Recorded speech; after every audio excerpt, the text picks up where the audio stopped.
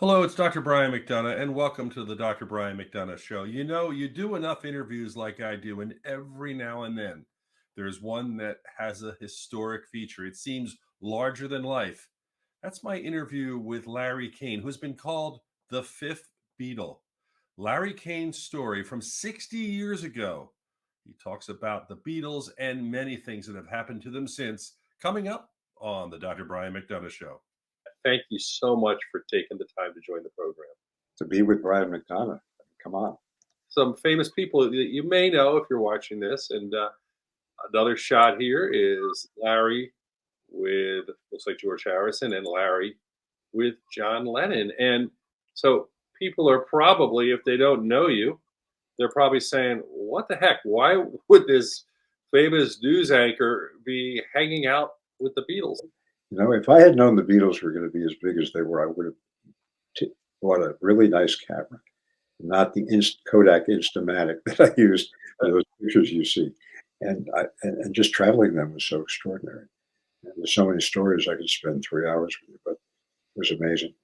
I'll never forget them. But those of you who have Hulu, by the way, free on Hulu, is the movie 8 Days a Week. You will see yours truly from 30 minutes on. And Ringo said to me, I can't use the language. He said, what the so-and-so, Larry? You can imagine. He said, this movie is your life story, also starring the Beatles. Well, he was just a man of incredible, intrepid desire to, number one, be loved, to be cared for. Whenever you lose a mother at the age of 14, I lost mine at 21. She died when I was 21. Big hole in your life. And so he really wanted to be charming with everybody. He loved the women, but not in a way that you think. He was involved, but he wasn't a predator, anything like that. He was a man who made love to the audience with his songs. And when I went back to watch the fans, because I was fascinated by it, every one of them was staring into space like this, convinced that one of them was in love with them. And with the Beatles, unlike Elvis, it was very big. You had four of them. So you had Ringo, the funny one, supposedly, is actually the most serious. George Harrison, shy. John Lennon, out of control. Paul McCartney, Mr. Happiness. And everybody had their favorites. I had no favorites. I liked John the best simply because he said what he felt. I remember you had him on the news doing the weather. It's a famous clip. You can go on YouTube, I'm sure, and see John Lennon doing the weather with the newscast. There must have been a fun side of him too. Well, when John came, John was in a really weird situation. In 1973, he left his wife, Yoko, who fixed him up basically with their secretary. And she was a young, beautiful woman, very smart, May Pang. She was 22 years old. And John left Yoko and they went on what is called the Lost Weekend. The weekend lasted 18 months and they went to California. He had some strange times with some record producers. And John was almost held captive by one whose name I can't remember, just died. And he really got into a bad situation with drugs and alcohol. And May Pang single-handedly resurrected his health. She brought him back to, first of all, she brought his son over from England with his ex-wife and took them to Disney World, Los Angeles. And she was just a loving person. And she was very much in love with him. And he stayed with her. They lived on the East Side. The great John Lennon shirt that says New York City. That picture was first taken by her. And went to the movies, taught him how to swim. He drove again. And it was just idyllic. And then one night, Yoko lured him back with the idea of quitting smoking. She went to a smoking guru. He got back, and that was the end. And he was a man who said in public what he thought in private, and had a lot of conviction. He was also out of control. There's something he did that very few people realized.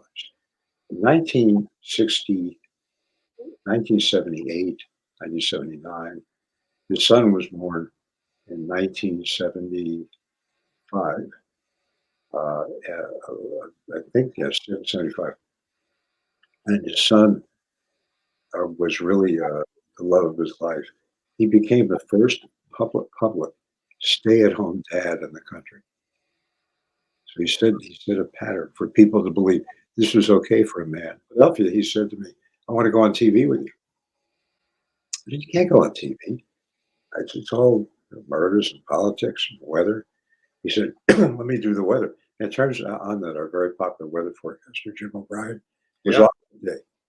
And he came on and did the weather. And it was the worst weather forecast in the history of the station. And Jim O'Brien was home sick. And he called in and said, "I can't believe this. I just can't believe this." And there he was. And he was doing the weather. And then he sat on the set at the end when I signed off. And I said, for Joe Pellegrino, Jim O'Brien, and John Lennon, I'm Larry Kane. Good night, and thanks for being with us. And I remember when Howard Cosell announced that John Lennon had been shot.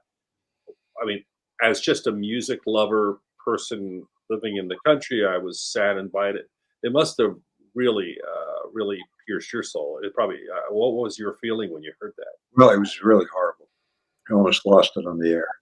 And let me tell you, there's a producer who worked with us at WABC who had a motorcycle. And he was going home that night, and his motorcycle was hit by a cab, and he suffered tremendous injuries. So they took him to the same hospital where John was taken to, almost arriving at the same time. And he was laying in bed, and he saw John coming in, and he heard the screaming, and he saw the body, and it's very bad. He reached for a wall telephone, and he called a very good friend of mine who actually took my place there in New York, Ernie Anastas, an anchor, longtime anchor. And he said, "I think John Lennon's about to die." And he said, "I think he is dead." Ernie was about to go on the air when he called me in Philadelphia to tell me. So as soon as Howard Cosell, by the way, nobody will tell you this, but there's tape of Cosell getting the word and saying, "Nobody cares." Really? And Don Meredith said, "You better put it on." And so I went on the air, and I lost it. I mean, for the fact that someone had just taken down like that, a guy who, in his own way, came from a middle class family, a father who was never there, brought up by his own aunt. His mother had many social issues, and he was a dreamer. He was a dreamer, like he said in the song. Imagine. And I just couldn't deal with it. Hmm. So I did, and life went on. I've been up to Yoko's place a couple of times since. She always has me sit in John's chair in the kitchen, and she stayed there. I don't know how she can do it every day. And she's a very interesting person. She did not break up the Beatles. Many thanks to Larry Kane for sharing his recollection of the Beatles, and thanks for joining me on the Dr. Brian McDonough Show.